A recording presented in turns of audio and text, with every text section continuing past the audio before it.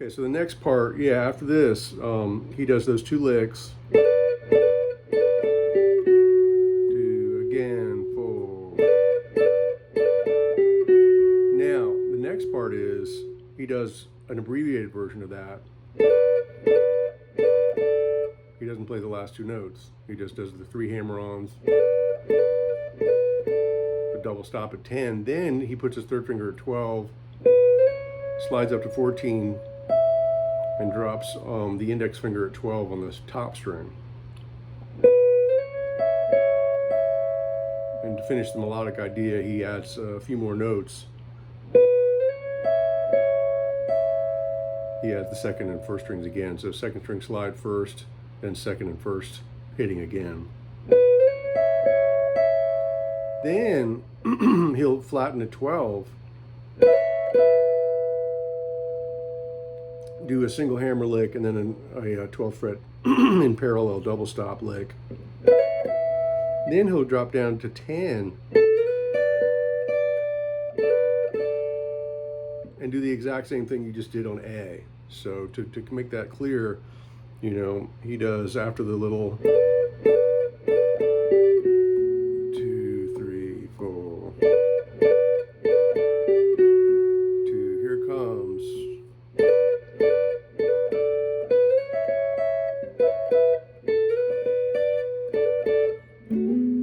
So those little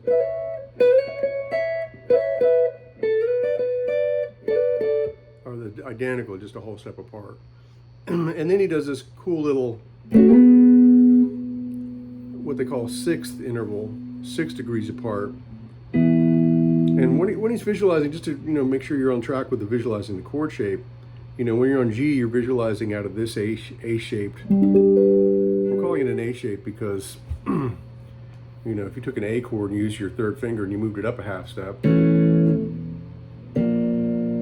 it looks the same except your index finger is taking the place of the nut, so it's just moving that shape up. And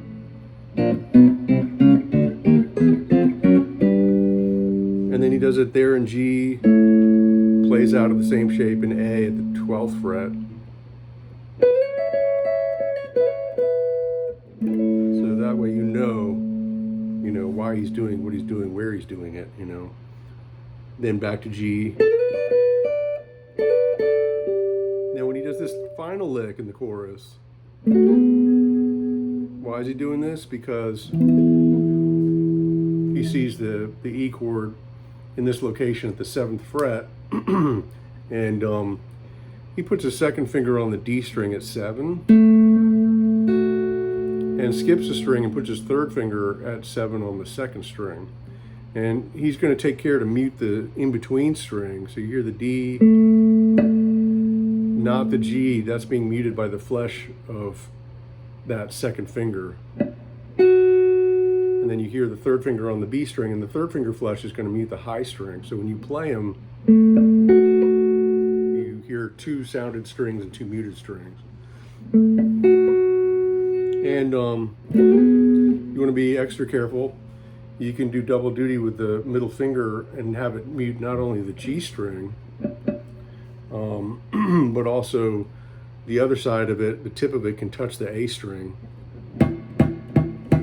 So you have 3 muted strings and 2 sounded strings. That stuff's really important to play clean on this kind of stuff.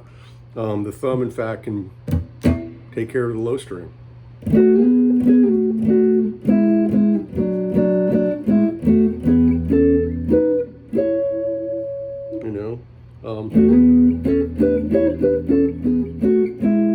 So that's a really good, important skill, and something you develop over time.